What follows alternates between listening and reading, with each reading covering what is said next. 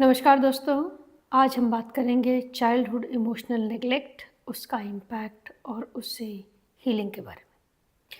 क्या आपने कभी महसूस किया है कि आप लोगों की भीड़ में होते हुए भी अकेले हैं? अपने इमोशंस को एक्सप्रेस नहीं कर पाते, लोगों से इमोशनली मीनिंगफुल कनेक्शन नहीं बना पाते या ये नहीं बता पाते आप कैसा महसूस कर रहे हैं। सिर में दर्द हो रहा है, बेचैनी है, इस तरह के सिम्पटम तो आप बता देते हैं, लेकिन उस इमोशन को एक नाम देना आपके लिए बहुत मुश्किल होता है। तो हो सकता है कि आप चाइल्डहुड इमोशनल ट्रॉमा या चाइल्डहुड इमोशनल अब्यूज़ से गुज़रे हों।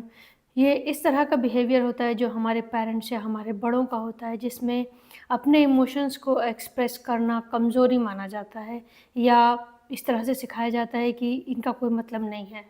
कुछ इस तरह से मान लीजिए कि अगर बचपन में आपके इमोशंस को जगह ना दी गई हो एक्सप्रेस करने की, तो वो गूंज आपकी आने वाली पूरी ज़िंदगी में रहती है और आप हमेशा डरते रहते हैं अपने आप को एक्सप्रेस करने से, अपने आप को वल्नरेबल दिखाने से और अपने ट्रू इमोशंस को एक्सप्रेस करने से। देखिए, इमोशनल नेगलेक्ट का मतलब ये नहीं है कि आपको खाना-कपड़ा नहीं दिया गया या आपको अच्छी पढ़ाई नहीं दी गई या जो व्हीकल आपको चाहिए था वो नहीं दिया गया। नहीं, वो सब आपको दिया गया, आपको समय नहीं दिया गया। अगर आप रोना चाहते हैं तो बताएगा, "ए, लड़के नहीं रोते" या "लड़कियाँ बहुत ज़्यादा नहीं बोलती" या "क्या बात-बात पे रो के ड्रामा मचा के रखा हुआ है? गेट सीरियस, अपना काम करो।"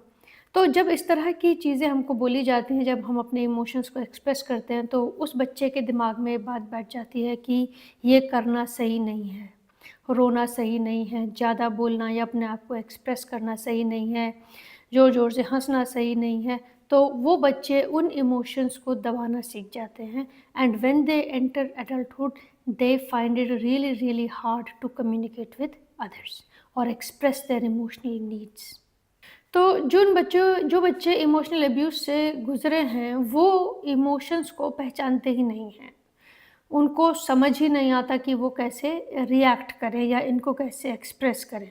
जैसे वो खुद के भावनाओं को नहीं समझ पाते, उनसे पूछो भाई कैसा लग रहा है? कहता है यार पता नहीं, बस कुछ ठीक नहीं लग रहा। बस यार अच्छा नहीं लग रहा मुझे। इसके अलावा उनके पास वर्ड नहीं होते। तो that means they don't know. ये बहुत मीनिंगफुल क्लोज़ कनेक्शंस नहीं बना पाते। जब कोई इनके बहुत करीब आने लगता है तो डर जाते हैं। कोई भी रिलेशनशिप, मीनिंगफुल फ्रेंडशिप बनाने में इनको बहुत ज़्यादा परेशानी होती है और ये उसमें डिस्टेंस बना के रखते हैं। कोई-कोई दोस्त होते हैं जो बहुत पुराने दोस्त हैं लेकिन फिर भी फासले से रहते हैं। They are those type of friends. ये खुद को नहीं समझ पाते हैं तो बार-बार अपने आप को दोष देते हैं कि यार मैं रिस्पॉन्सिबल हूँ, सब चीज़ का मैं ही ज़िम्मेदार हूँ या मेरी ही गलती है। प्रॉब्लम ये है कि they are not able to understand and express what they are feeling और ये अलूफ भी रहते हैं बहुत तरीके से। अब इंटरेस्टिंग बात ये होती है कि ये अपने आप को बड़ा स्ट्रॉन्ग दिखाते हैं। उतने स्ट्रॉन्ग हैं नहीं ये, अपने आप को बड़ा मजबूत, बड़ा स्ट्रॉन्ग, बड़ा ब्रेव दिखाते हैं। वो भी इसलिए because that is easy to put that brave front के अंदर जो उथल-पुथल मन में चल रही है, वो किसी को पता ना चल जाए, ये वल्नरेबल ना हो और कहीं इनका मज़ाक ना बने। तो अब इसकी हीलिंग कैसे हो? इसकी हीलिंग को सबसे पहले तो ये पता करो कि भई तुम क्या महसूस कर रहे हो? अगर बचपन में महसूस नहीं करने दिया गया तो अब करो। It's kind of reparenting your inner child. उस इनर चाइल्ड से पूछो, अगर रोने नहीं दिया गया, रोने का मन है तो खुल के रो, अगर हँसने का मन है तो खुल के हँसो। बी बी वल्नरेबल बिकॉज़ जो वल्नरेबल होते हैं वही असल मायने में स्ट्रॉन्ग हैं, because they are honest and true to their feelings. थोड़ा self compassion and self care की प्रैक्टिस, अपने आप को माफ़ करना, जो गलतियाँ हो जाएँ, हर चीज़ का दोष अपने ऊपर लेने की ज़रूरत नहीं है। अगर गलती होती भी है तो वो सुधारी भी जा सकती है और क्या आपकी ही है।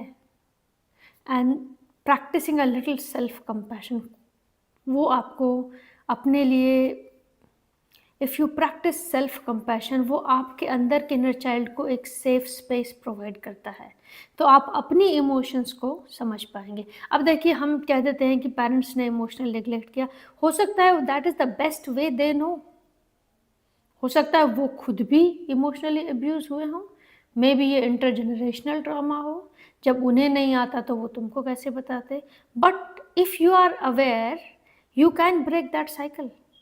आप अपने बच्चों को इस बिहेवियर से बचा सकते हैं and you can help them in growing into a more healthier adults which can build meaningful relationship और जो लाइफ को बेहतर तरीके से खुशियों से जी सकें। अगर आपके ट्रॉमास कॉम्प्लेक्स हैं और आप खुद सेल्फ कंपैशन या सेल्फ केयर से उन्हें पूरी तरह हील नहीं कर पा रहे हैं, there is always help. You can look for psychiatrist, you can look for psychologist, you can look for counsellors. आप थेरेपी लीजिए, अपने इनर चाइल्ड को हील कीजिए and you start feeling better, lighter and more happy. तो देखिए, अगर childhood emotional neglect हुआ है तो इसका मतलब ये नहीं है कि सब खत्म हो गया। इसका मतलब ये है कि हाँ, अभी तक जो हुआ सो हुआ, अब इसके बाद हम क्या करें? मैं अपने आप को ज़्यादा सेल्फ कंपैशन से ट्रीट करूँगा या ट्रीट करूँगी, मैं अपनी भावनाओं को सुनूँगी, समझूँगी and I will reparent my inner child. क्योंकि देखिए, जिसको इमोशनल निगलेक्ट हुआ होता है या इमोशनल अब्यूज़ हुआ होता है या जिसको बचपन में प्यार नहीं मिला होता या भावनाएँ नहीं समझी जाती, वो लोगों को ज़्यादा प्यार देते हैं। And you know what, you can not give from an empty cup. आपको अपने आप को भरना ही होगा। तो आप बहुत करते हैं सबके लिए, now it's time to heal your self a little and take care of your self a little. Thank you very much for listening, and we will meet again with some another interesting topics. Thank you very much.